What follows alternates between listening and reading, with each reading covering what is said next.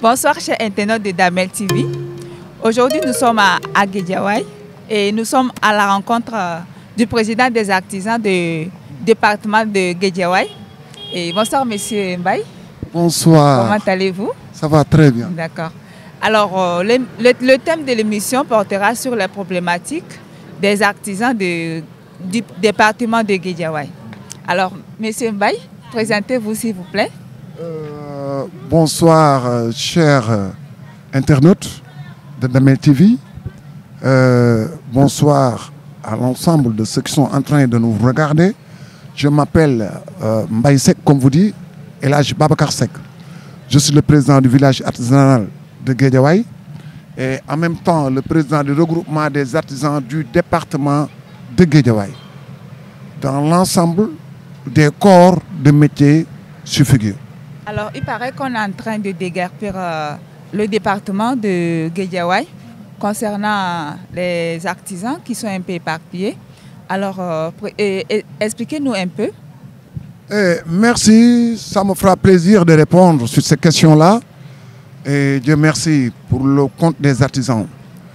Et en ce qui concerne le déguerpissement, je crois que cela devait arrêter depuis 7 ans derrière, sur laquelle, lors du Conseil des ministres décentralisé au temps du président Macky Sall, qui nous avait inculpé dedans pour puisse savoir ce qui sont de nos problèmes, pour puisse les régler.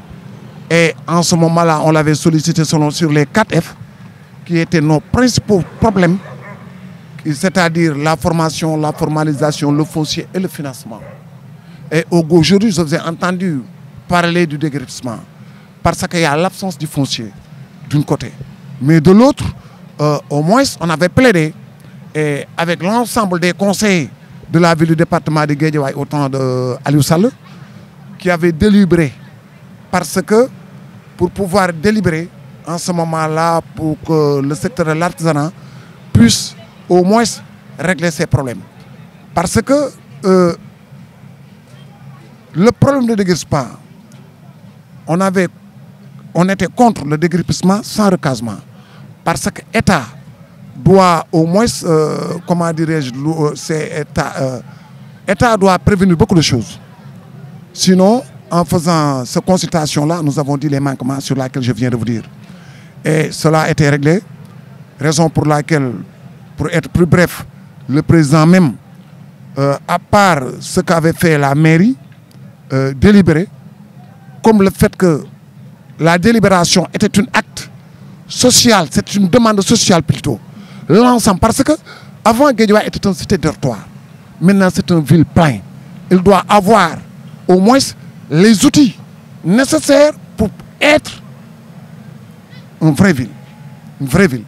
Et dans ce cas-là, on avait prévu l'artisanat, les badjanogor, les imams, les chefs de quartier, l'ensemble. Parce que quand on parle de consultation citoyenne, on n'avait laissé personne. C'est à part de ces consultations-là, arrivant aux conclusions, qu'on est parvenu au moins à parler au chef de l'État qui nous avait promis qu'il va au moins déclasser le littoral en ce qui concerne des habitants à la route. Mais à dépasser la route, là, c'est le domaine maritime. Donc tout a été réglé. Et on avait même préparé un plan d'aménagement détaillé. Parce que quand on parle de PUD, c'est le plan d'aménagement détaillé, plan urbain détaillé. Que tout le monde, quand on parle de détail, tout le monde en fait partie pour donner le détail. Cela a été mis sur un plan bien coté, bien calé. Nous les artisans, notre sort était de 7 hectares. 7 hectares qui étaient prévus pour le secteur de l'artisanat, pour une zone industrielle. Parce que ce que nous faisons, si nous voulons aller en avant, il faut qu'on dépasse le problème d'atelier en allant vers la production. Par exemple, créer des zones industrielles.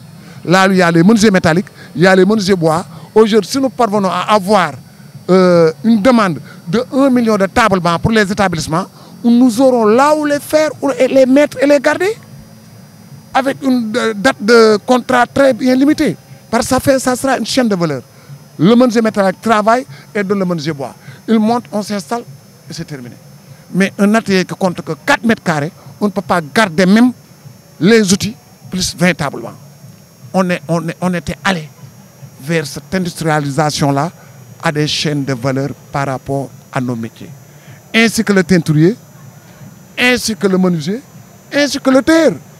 Même sur le problème des blouses qu'on avait parlé pour les élèves du Sénégal, pour qu'au moins les tailleurs pouvoir gagner cela. Hein?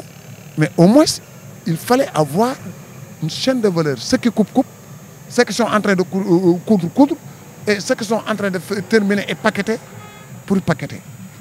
Valable aussi pour le secteur de la cordonnerie. Il nous fallait avoir aussi, selon les mécanismes, au moins un centre de teinturerie pour pouvoir avoir la matière grise en tuant le mouton, récupérer le pot, en tuant le bœuf, récupérer le pot, et pour pouvoir même aller vers la valorisation. Quand on parle de valorisation, c'est après avoir terminé le produit, il y a d'autres choses qu'on peut faire du vrai sens, c'est la transformation. Par exemple, supposons, les femmes qui travaillent pour le secteur de l'agroalimentaire, les transformatrices, on peut avoir de l'arachide. On peut la traiter d'une manière jusqu'à la mettre sur des pots, la mettant en valeur. Le problème du secteur des transformatrices, mais le problème de Fra en fait compte parce que c'est Fra qui est chargé de l'hygiène des produits. On ne peut pas acheter un produit qu'on ne sait pas s'il est vrai ou faux, s'il est propre ou non. Pour vendre à l'étranger, il faut des produits sains. Et dans ce cas-là, il nous fallait regrouper l'ensemble des transformatrices, chacun à sa manière, à sa matière, pour qu'ils puissent faire ce qu'ils veulent avec la qualité et la nombre et au moins même ravitailler les espaces commerciaux tels que les selects, les stations, telles que les grandes surfaces. Là, on quitte l'informel vers le formel. Donc, il fallait avoir les accessoires. Donc, gouverner, c'est prévoir. Si cela est valable pour cet État-là, parce que l'État est une continuité, lorsqu'on a abordé ce truc-là, pour pouvoir décentraliser et essayer d'encombrer, de désencombrer Dakar, cela nous permet de rester chez nous à Guédiawaye. Nous avons les espaces, qu'on nous donne la chance de travail, qu'on nous donne la chance de s'exploiter, mais on aurait avoir la première chance d'avoir des zones industrielles dignes de leur nom parce que l'expertise est là. La capacité humaine est là. Les ressources sont là. Qu'est-ce qui nous manque? Que les autres nous accompagnent. Et cela nous permet d'avoir au moins l'espoir parce qu'on dit que tant qu'il y a vie, il y a de l'espoir. Par rapport avec ce nouveau État, la promesse que nous avait faite, c'est la jeunesse qui les a mis en place. Cette jeunesse-là avait au moins l'espoir d'un changement. Les jeunes qui rentrent dans les pirogues, c'est les jeunes qui avaient des ateliers qui ont été dégroupés. C'est des jeunes qui étaient dans le secteur de l'AMDIA qui ont été dégagés. Et quand on a ce qu'on veut, on contente de ce qu'on a là. Raison pour laquelle nous devons s'asseoir sur place et essayer de sauver ce pays-là.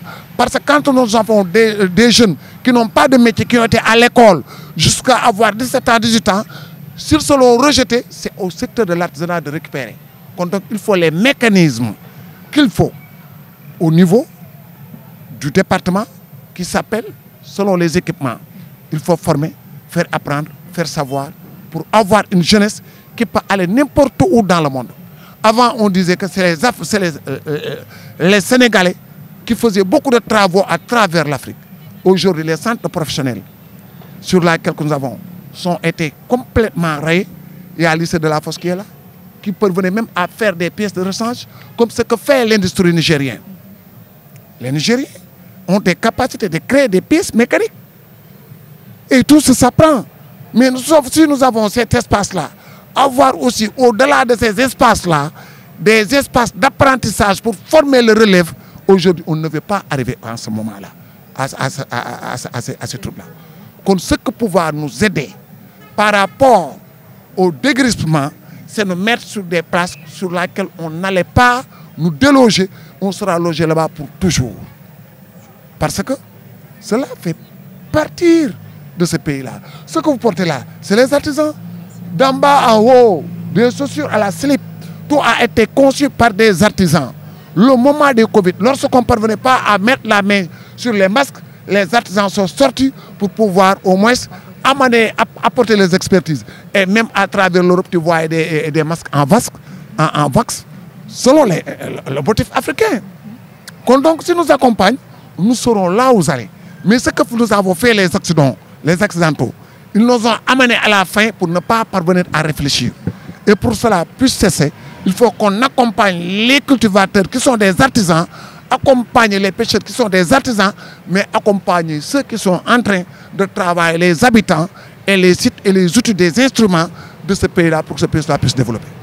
Monsieur Mbaye, il y a beaucoup de suspicions par rapport au littoral. Alors, quels sont les problèmes à ce sujet? Non, ce problème-là n'est rien que le non-respect du PUD. C'est le plan d'urbain détaillé sur lequel on avait travaillé avec l'ensemble des directions du cadastre, du domaine, avec la présidence, même le ministre, qui avait même mis un plan sur pied sur lequel on avait référé. Si aujourd'hui cela n'y tient plus, parce qu'il y a quelque chose qui change ou qui cloche, parce qu'on nous avait alloué une superficie de 7 hectares. Aujourd'hui, on ose même nous parler 3 hectares. Sur l'ensemble des artisans du département de Guédiawaye, 200 corps de métier. Et pourquoi qu'on ne se suit pas? Donc c'est aux autorités de nous apporter des éclaircissements par rapport à ces suspicions-là. Parce que s'il y avait respecté cela, ceux à qui ont des bails, qui étaient là, des attributions, qui étaient des conseils de maire, non, ça c'est leur chance. C'est leur chance qu'on les montre leur terrain et leur livre leurs documents. Tout le monde ne peut pas en avoir. Raison pour laquelle nous le concessons. Donc, une seule personne ne peut pas en bénéficier plus d'un seul hectare qui compte plus de 40 maisons. Même qui habite en Fongolemi doit en faire bénéficier. Il est sénégalais. Nous ne disons pas le contraire de cela, mais on appuie sur le respect du PUD, plan d'urbain détaillé, que tout le monde en a sa part. Le reste, il y avait une superficie qui était dédiée à l'espace vert, parce que Villeneuve c'est comme ça. Il y a les équipements tels que les instituts islamiques, Cheikh Ahmadou Bamba, Institut islamique Seydi Aboubakar. Il y avait l'espace de loisirs pour la jeunesse qui sont là derrière nous, en train même de faire du sport parce que ça fait partie de la vie. Donc il ne peut pas nous priver de ce que nous avons. Nous voulons en partager avec, mais qu'il soit par égal. Comme ce qu'a dit le gouvernement actuel. Tous les contrats sont à revoir pour qu'on les mette les points sous les i par égal. Donc, la terre appartient au fils de Guédiawaye. C'est la zone classée, c'est déclassé. Donc, donnons à Guédiawaye la chance d'avoir ces équipements et laisser ces villes-là s'agrandir et partir d'une manière autonome. Quand nous parlons de l'acte 3 de la décentralisation, c'est l'autonomisation des départements et des villes qui peut au moins aider les communes à l'échelle départementale. Mais la ville n'a rien. Tout a été alloué aux communes. Donc la ville doit avoir ses équipements sur lesquels, tels que les universités, tels que les industries, le parc artisanal. Mais dans ce cas-là, nous pouvons vivre ce qu'on appelle ville propre. Il faut que les artisans parviennent à vivre. On voit un mécanicien qu'au déguerpi, il devient chauffeur. Il est sur la route, il est toujours mécontent. Comment il est obligé de faire? Partir à l'égir, parce que l'égir fait partie de nos croyances. Quand on ne parvient pas à vivre là où on habite, on est obligé de déplacer. Donc c'est à l'État de prendre ses responsabilités, d'aider ses fils et de nous venir même en aide pour que cette population-là, ces jeunesses-là, puissent avoir des métiers bien clés. Parce que si on parvient à nous donner nos surfaces, nous allons même rétablir même des centres de formation des ateliers. Les enfants qui ont des niveaux bas, on va essayer comment faire, qu'ils apprennent pour avoir mesuré et écrire pour pouvoir parvenir à leurs besoins.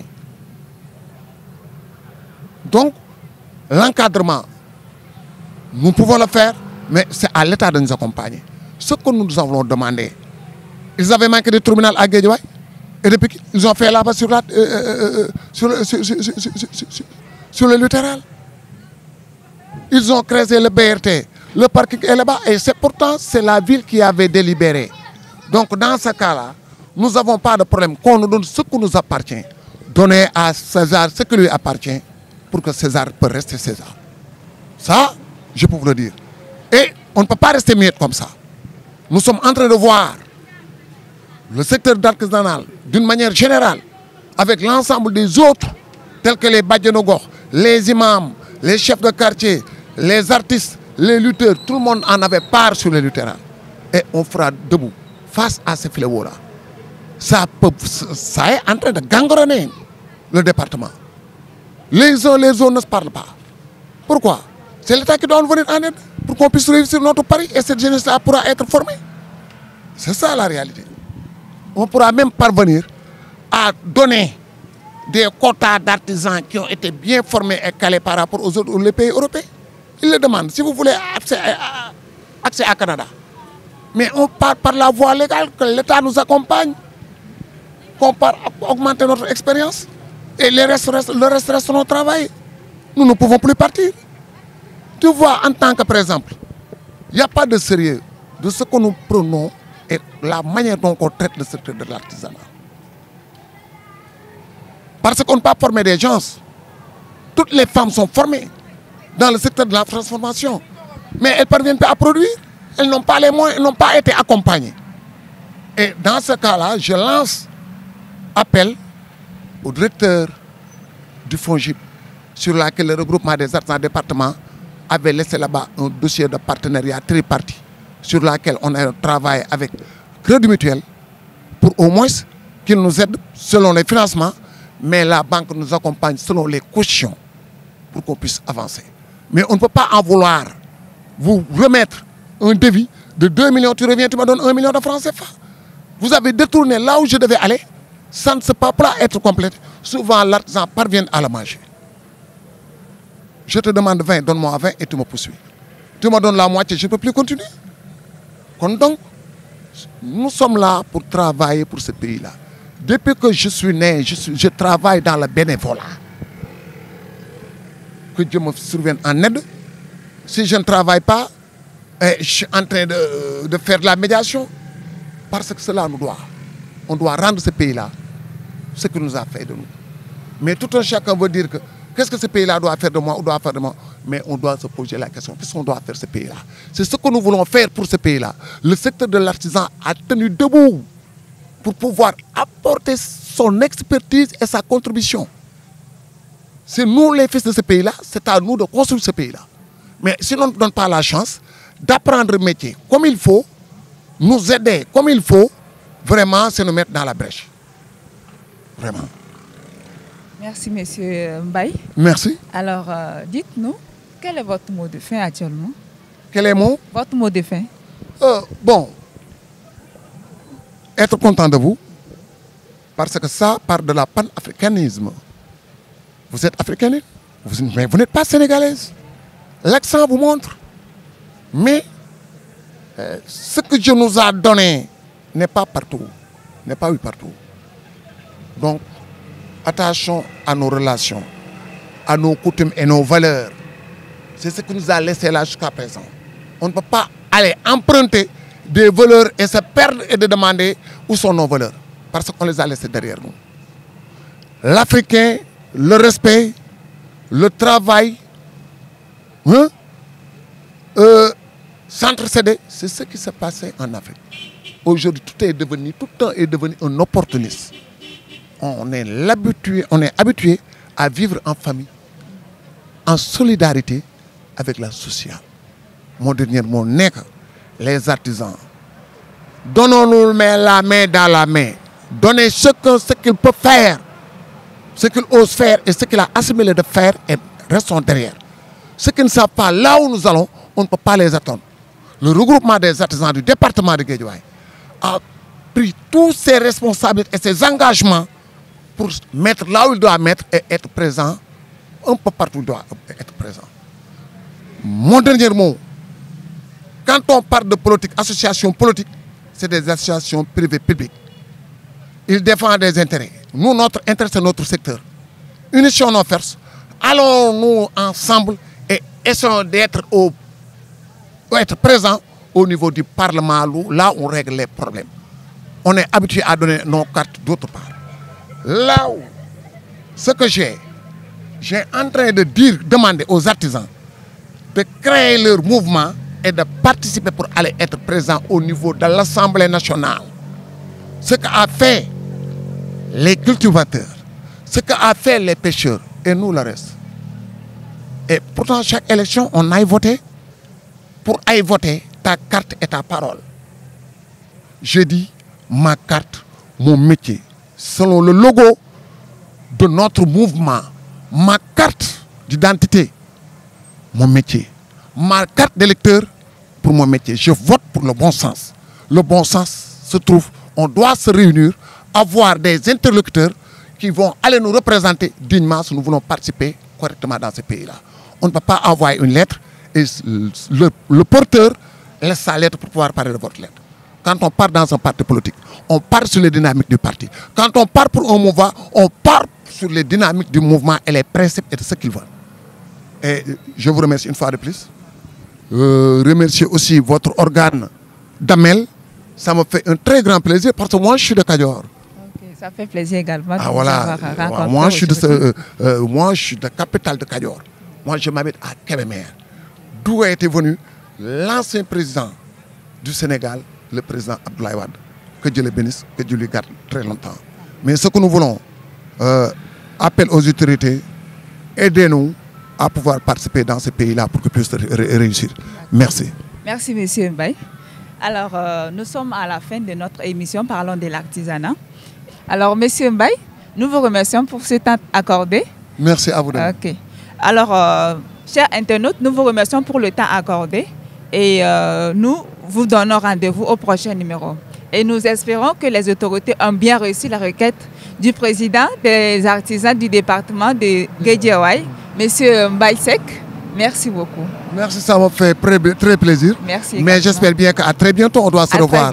Parce qu'il faut qu'on mouvement aussi dans le secteur, dans chaque corps de métier, vous allez emprunter du temps pour aller être présent, qu'il travaille devant vous. Ça, je souhaite signer ce partenariat-là avec vous, avec le regroupement des artisans du département de Guédiawaye, dont un de vos techniciens en fait partir dans le secteur du photographe. Donc, le terrain est vague. Nous vous attendons et vraiment, ça me fait un très très grand plaisir. Et fait appel à tous nos frères africains. Serrons-nous la main dans la main pour qu'on puisse aller en avant. Merci, M. Mbaye. Alors, on se donne rendez-vous à la prochaine émission. Merci.